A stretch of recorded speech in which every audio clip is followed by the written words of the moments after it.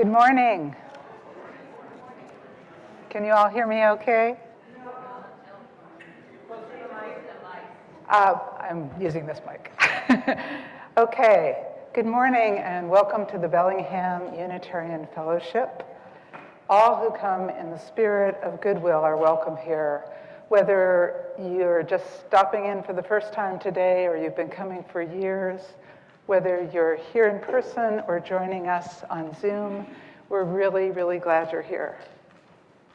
I'm Carrie Kenline, and I'll be your celebrant this morning.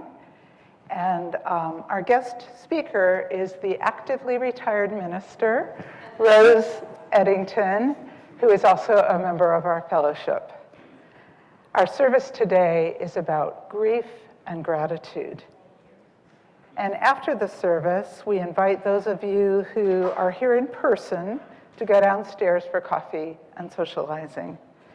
Now, TJ, who is our guest pianist and musician today, will be leading us in a prelude to take us into a time of worship.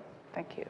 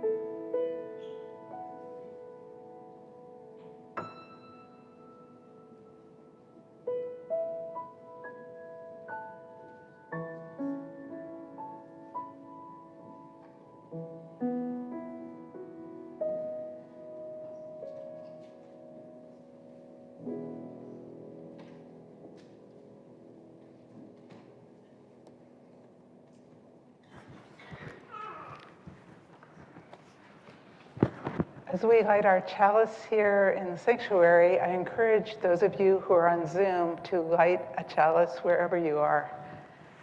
And join us in saying these words that will be on your screen. We light our chalice in gratitude for the sacredness of our planet and in gratitude for the inherent dignity and equality of all members of the human family.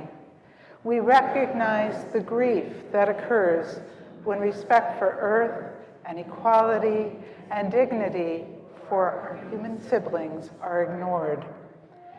May the flame of our chalice remind us to nurture the spark of life in all our relations as we participate together in increasing compassion in our world. Now please join me in reciting our covenant. Love is the spirit of this fellowship, and service gives it life.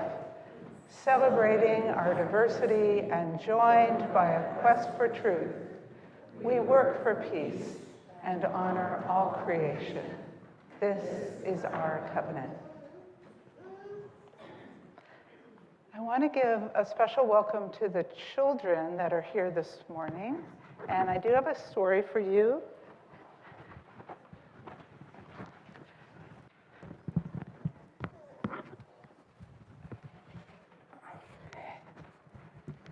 Good morning. So we just had Thanksgiving, which is a time when we're supposed to sort of pause to remember to be thankful for everything that's good in our lives. And that can be really hard if you're feeling really sad. Sometimes it's really important to still try to be thankful when you're sad, but this is a story about that. And it's called The 10th Good Thing About Barney. And Barney is actually a cat. My cat, Barney, died last Friday. I was very sad. I cried and I didn't watch television. I cried and I didn't eat my chicken or even the chocolate pudding. I went to bed and I cried. My mother sat down on my bed and she gave me a hug. She said we could have a funeral for Barney in the morning. She said I should think of 10 good things about Barney so I could tell them at the funeral. I thought and I thought and I thought of good things about Barney. I thought of 9 good things, then I fell asleep. In the morning, my mother wrapped Barney in a yellow scarf. My father buried Barney in the ground by a tree in the yard. Annie, my friend from next door, came over with flowers, and I told good things about Barney. Barney was brave, I said, and smart and funny and clean, also cuddly and handsome, and he only once ate a bird. It was sweet, I said, to hear him purr in my ear, and sometimes he slept on my belly and kept it warm. Those are all good things, said my mother, but I just count 9. I said I would try to think of another thing. At the end of the funeral, we sang a song for Barney. We couldn't remember any cat songs, so we sang one about a pussy willow. Even my father knew the words. Then Annie and I went into the kitchen with Mother. She gave us orangeade and butter cookies, and she left the box on the table so we could have seconds. I gave my seconds to Annie. I miss Barney, I said. Annie said Barney was in heaven with lots of cats and angels drinking cream and eating cans of tuna. I said Barney was in the ground. Heaven, said Annie, heaven, so there. The ground, I told her, the ground. You don't know anything. My father came in from the yard and took a cookie. Big-mouthed Annie said heaven again. I said ground. Tell her who's right, I asked Father. She doesn't know anything. Maybe Barney's in heaven, my father began. Aha, said Annie, and stuck her tongue out at me. And maybe, said my father, Barney isn't. What did I tell you, I said, and yanked Annie's braid. Father made me let go. We don't know too much about heaven, he told Annie. We can't be absolutely sure that it's there. But if it is there, said Annie in her absolutely sure voice, it's bound to have room for Barney and tuna and cream. She finished another cookie and went back home. My father told me he had to work in the garden. I said that I would help, but only a little. I told him I didn't like it that Barney was dead. He said, why should I like it? It's sad, he said. He told me that it might not feel so sad tomorrow. My father had a packet of little brown seeds. He shook some out in his hand. The ground will give them food and a place to live, he said. And soon they'll grow a stem and some leaves and flowers. I squeezed the packet open and looked down to the bottom. I told him, I don't see leaves and I don't see flowers. Things change in the ground, said my father. In the ground, everything changes. Will Barney change too? I asked him. Oh yes, said my father.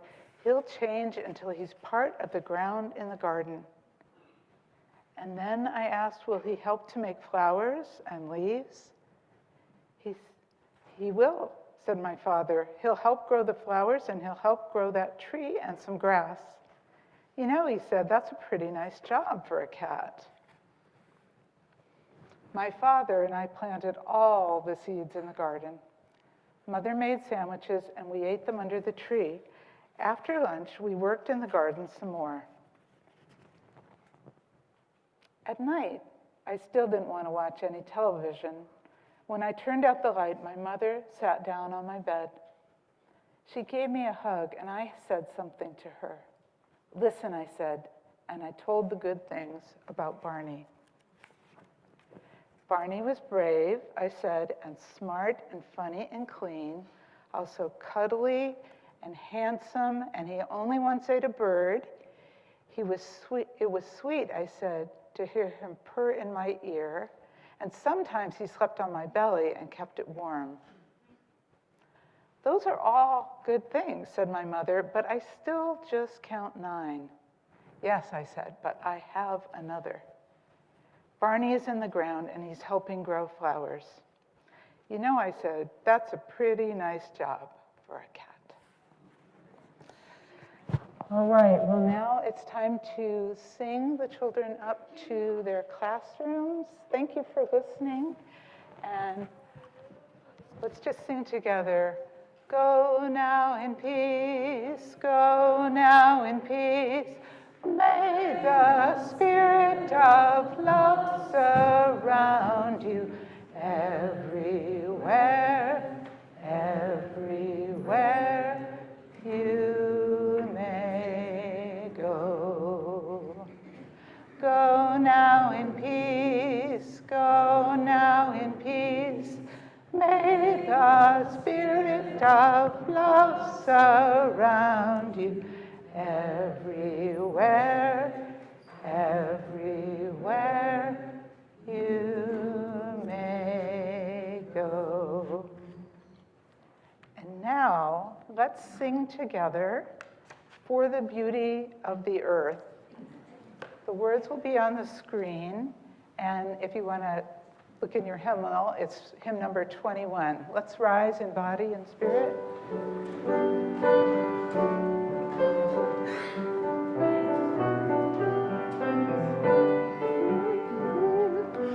For the beauty of the earth, for the splendor of the skies, for the love which from our birth over and around us lies, source of all to thee we raise this our hymn of grateful praise, for the joy of here and I,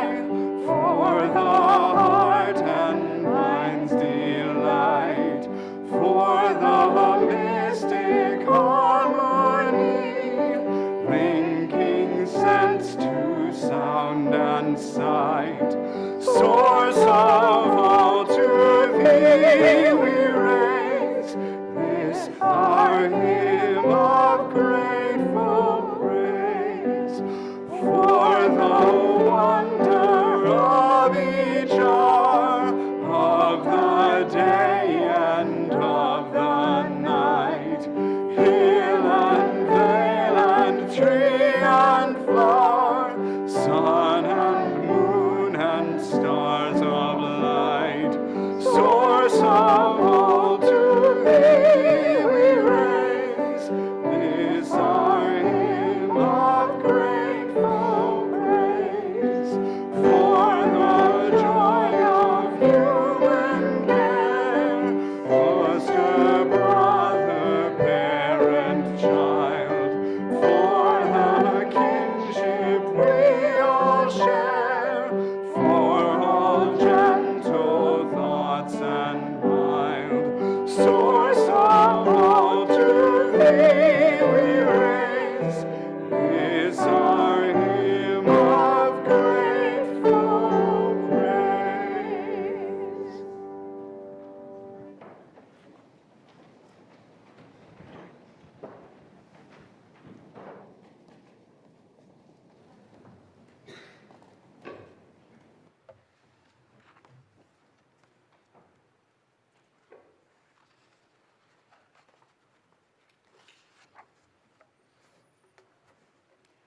Good morning, and thank you all for being here on this holiday weekend.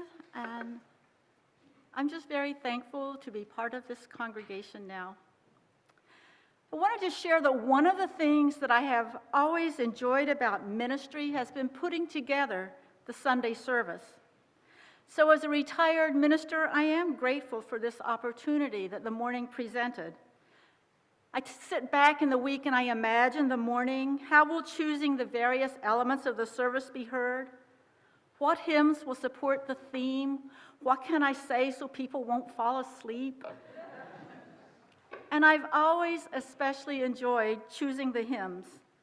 So with gratitude for this morning, I chose For the Beauty of the Earth as our first one. It's a good fit for expressing gratitude for the common yet amazing experience of being alive on this planet. But my real reason is because it was my Auntie Audrey's favorite hymn. My mom is a World War II bride from Plymouth, England, and we grew up calling all of our English aunts Auntie. So Auntie Audrey lived kindness and joy, humor and patience, and seemed to have a never-ending store of energy. She and my mom, Marjorie, were the greatest of sisters and friends. You could just sense this special bond between them.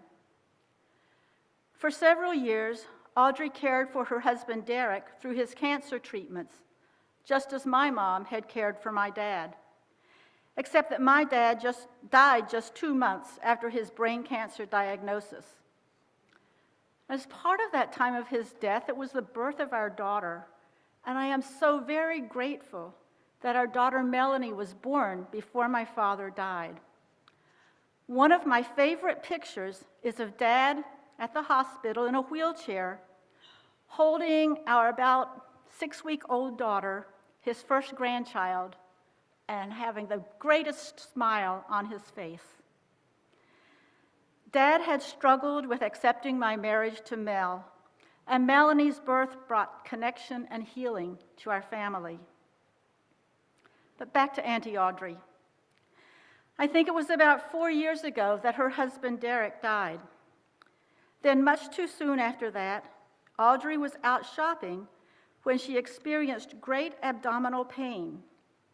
Something internally ruptured. She was rushed to the hospital, and we got the unfortunate phone call that no one wants and learned that she had unexpectedly died. It seemed unbelievable. We all had grief over losing her, intertwined with the gratitude for her life and the way she lived it. Part of my grief was over how unfair I felt her death was to my mother. Audrey was Mom's youngest sister and thoroughly enjoyed traveling. I had imagined that some reasonable time after Derek's death, she would fly over here and the two of them would have a good long visit together. They always had fun when they were around each other, so I had images of them being two merry widows whooping it up in the hills of West Virginia. I think it's important to acknowledge that anger is part of grief. I wasn't angry at Audrey for dying, but I was angry at the timing. I remember venting to Mel, "It's so unfair. Audrey was too young. She and Mom were supposed to have time to enjoy each other." It's the same feeling I had when my dad died.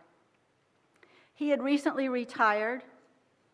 The brain cancer progressed swiftly, and then Mom and Dad were denied the opportunity to share the next phase of their lives together, when they would have had the time and the means to enjoy doing what they really wanted to. So these are just some brief personal sharings of grief, and while they can be wrenching, they are still mixed with gratitude, and they are nevertheless a pretty normal aspect of life. What I would like to reflect on next is a different kind of grief, the abnormal kind that is the result of violence. It wasn't until putting together initial thoughts for today's service back on Monday, November the 20th, that I remembered the significance of the day. November 20th is Transgender Day of Remembrance, a day to hold transgender people in love, and to know we have much work to do for the world to have enough love to overcome transphobia. We haven't observed Transgender Day of Remembrance very long. It started in 1998 as a candlelight vigil to honor and remember Rita Hester, a year after she was murdered in her apartment in Boston, a murder that is still unsolved. That first vigil also included remembering all transgender people who had died simply for being who they were. That vigil has grown to become an annual International Day of Remembrance and Resilience. Last year, on November 20th, Boston Mayor Michelle Wu commissioned a mural of Rita to honor her and to keep the importance of her story alive. Rita was known for her friendliness, her love of life, her leadership, and her talent as an entertainer. Like the majority of transgender people who are murdered, she was an African-American woman. Her vibrant, eye-catching mural is titled Rita's Spotlight and was completed in time for this year's Transgender Day of Remembrance. And in addition to the mural, the City of Boston contributed to the Transgender Fund of Massachusetts' Rita Hester Scholarship Fund. Each year, 7 Hester Scholarships are awarded to low-income transgender women pursuing post-secondary education, 4 scholarships to African-American transgender women, and 3 to transgender women of any race. I am grateful to the City of Boston, where I once lived, for its public witness of support. This year, in remembrance vigils and services across the country, the 33 transgender people in the United States who were killed by violence since November 20th, 2022, were remembered. Kelly Robinson, president of the Human Rights Campaign, one of our nation's largest LGBTQ+ civil rights organizations, said, "Each of the lives taken is a result of a society that demeans and devalues anyone who dares challenge the gender binary." Transgender Day of Remembrance challenges me, and I would say all of us as Unitarian Universalists, to the work of creating beloved community.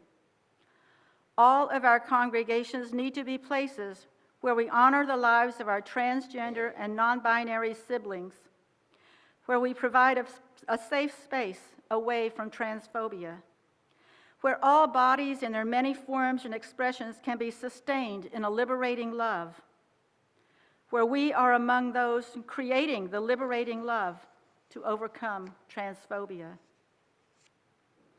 We are called to befriend and advocate for all those who live under the threat of violence, that they may find in Unitarian Universalism support, strength, community, hope, and safety.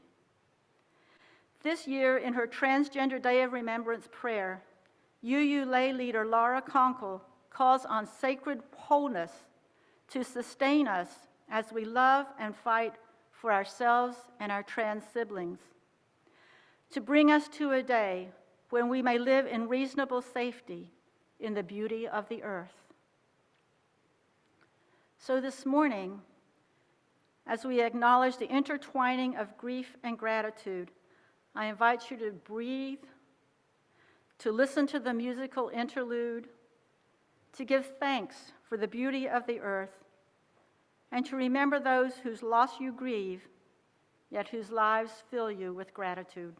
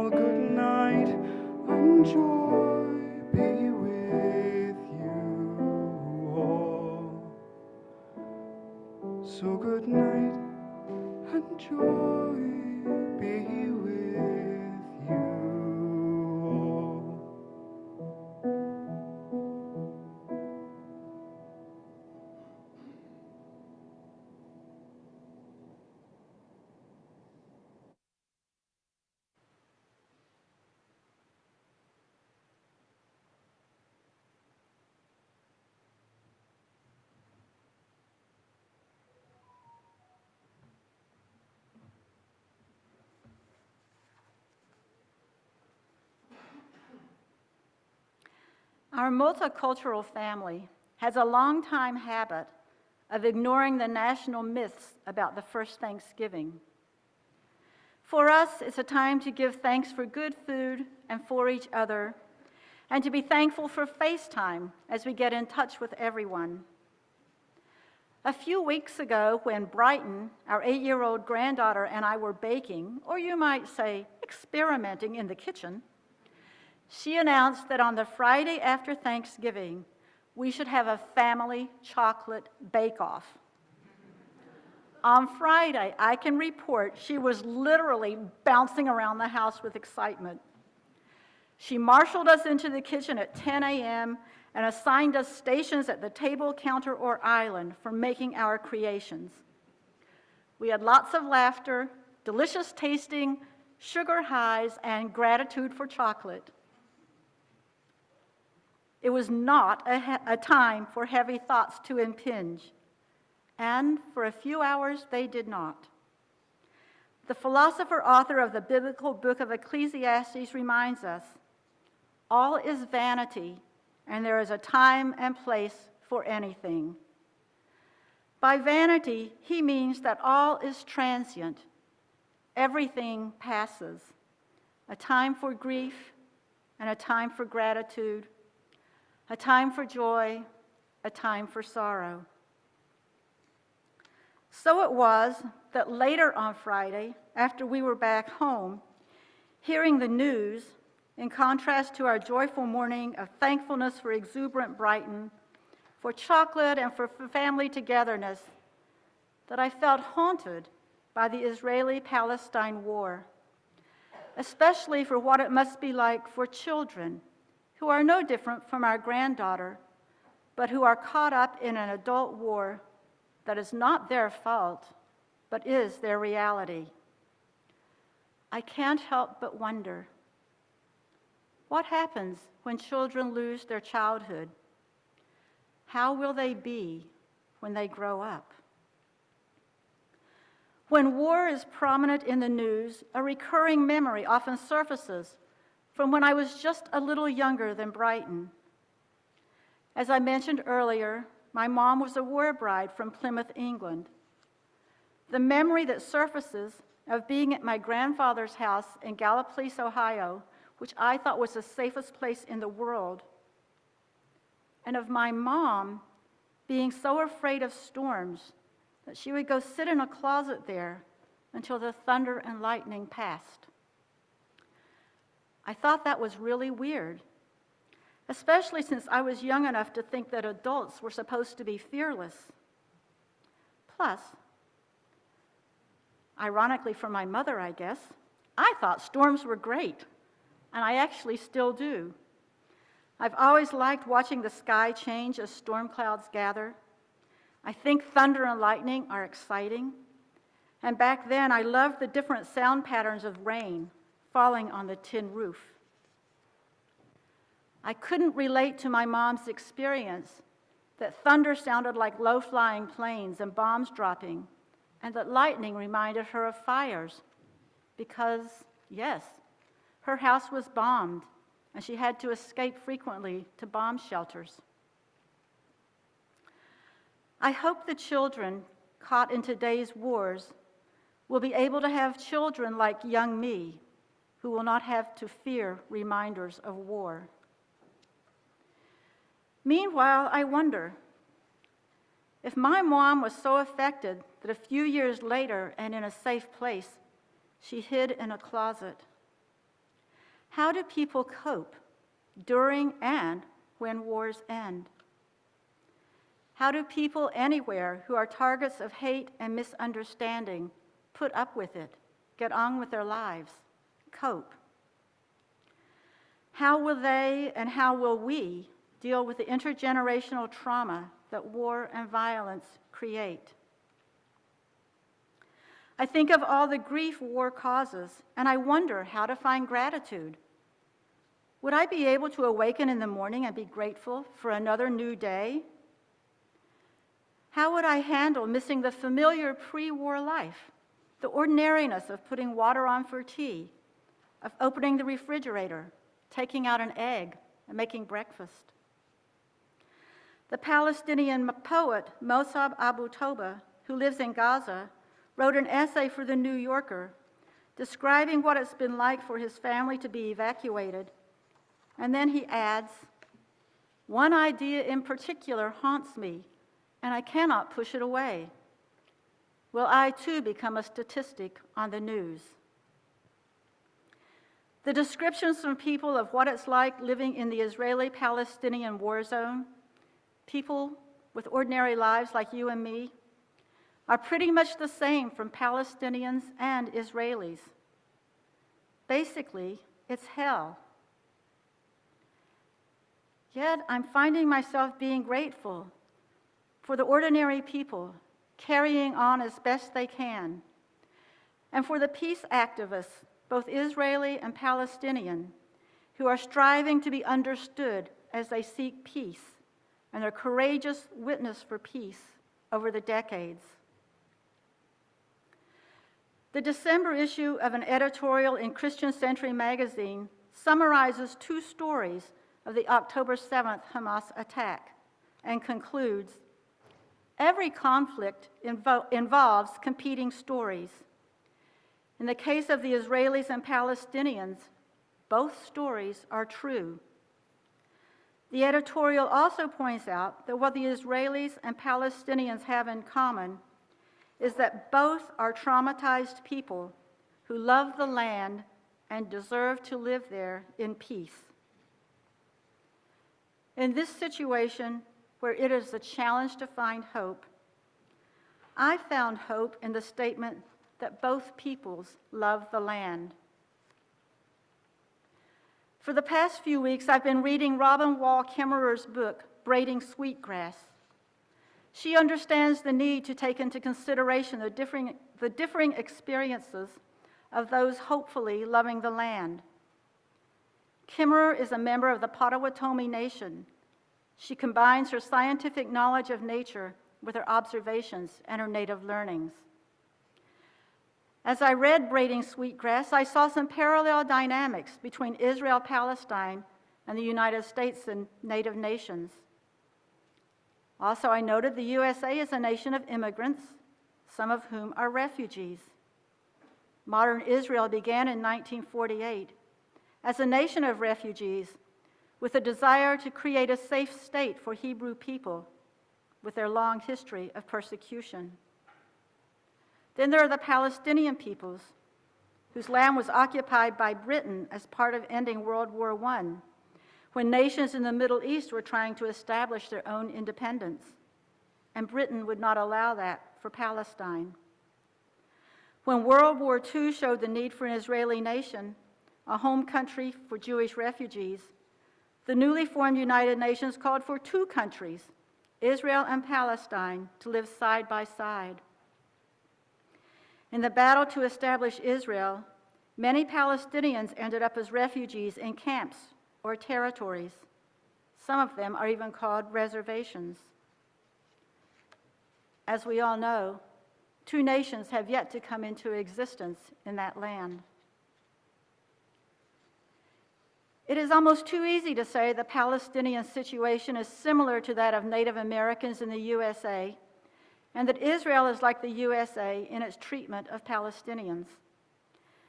There are kernels of truth in that observation, but there are other truths to develop. It is true that the United States has historically tried to erase native nations, and it is true that Palestinians and Israelis have tried to disavow each other of the same land.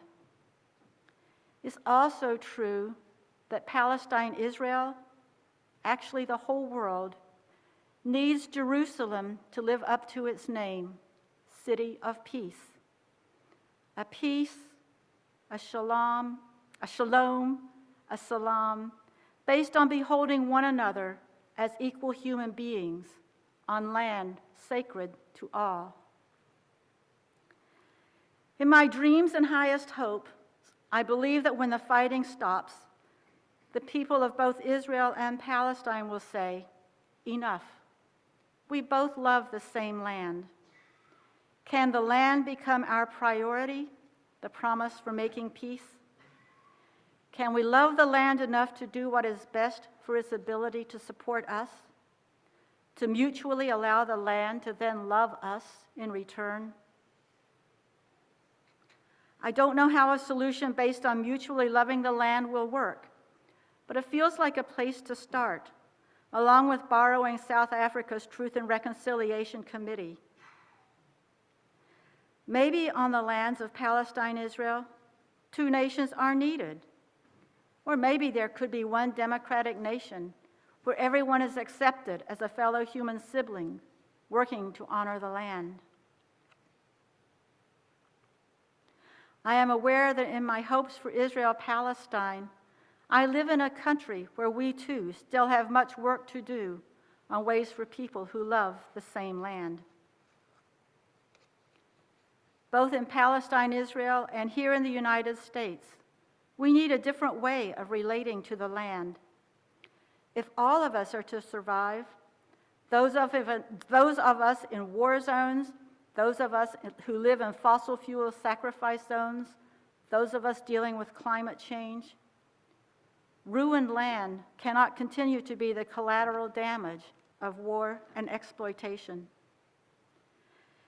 Kimmerer calls us to a mutual relationship of love with land. Her words give me hope, arousing possibilities that cut through the clouds of war, exploitation, and despair. She asks, what if we could fashion a restoration plan that grew from understanding multiple meanings of land? Land as sustainer, land as identity, land as a grocery store and pharmacy, land as connection to our ancestors, land as moral obligation, land as sacred, land as self. Not disconnected. We are land.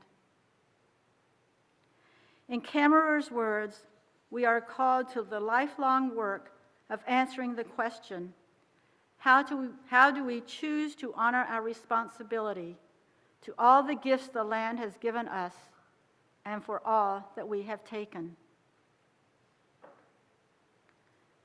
With gratitude for the gifts of our own bodies, our hands, minds, hearts, visions, hopes, and the relationship to one another and to the land, our earth, let us seek ways to share our gifts as we work to create a peaceful world in the midst of our grief and gratitude.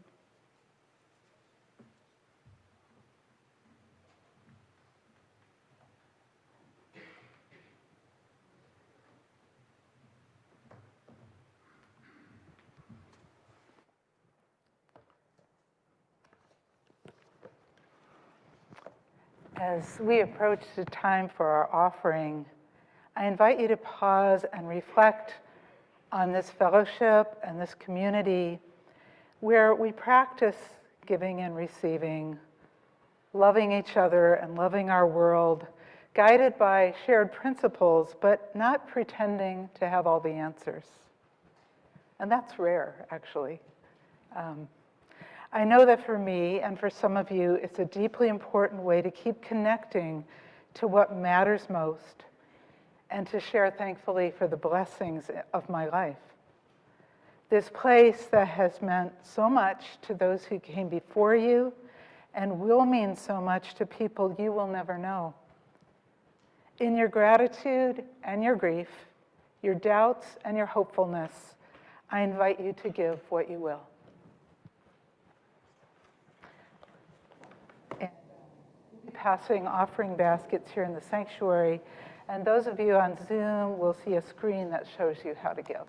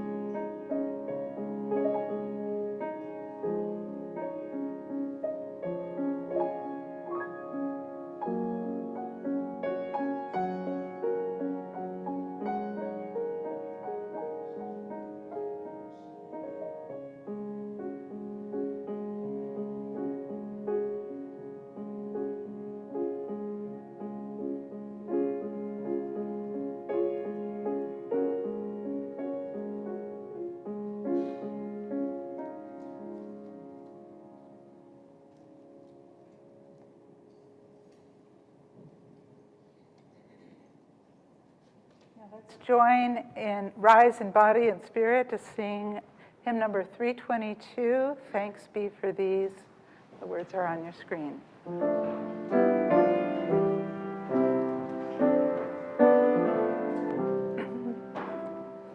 Thanks be for these, life's holy times, moments of grief, days of delight, triumph and failure intertwine, shaping our visions of the right.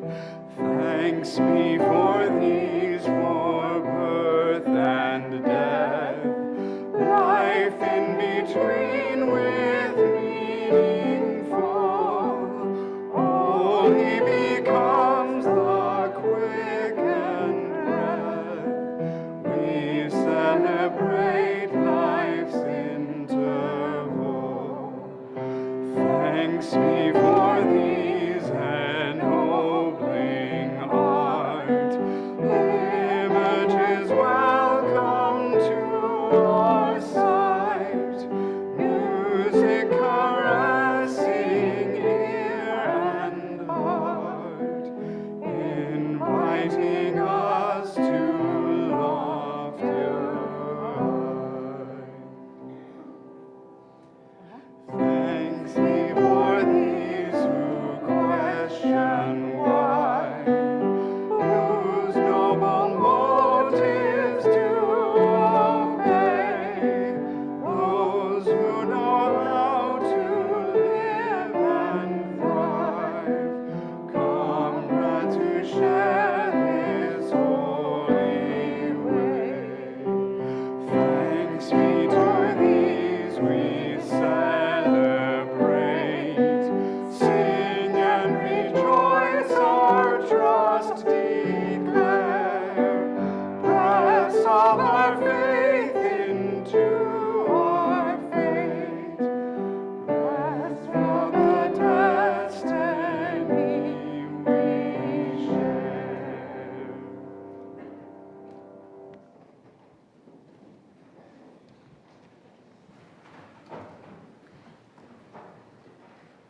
If grief can be a doorway to love, then let us all weep for the world we are breaking apart, so we can love it back to wholeness again.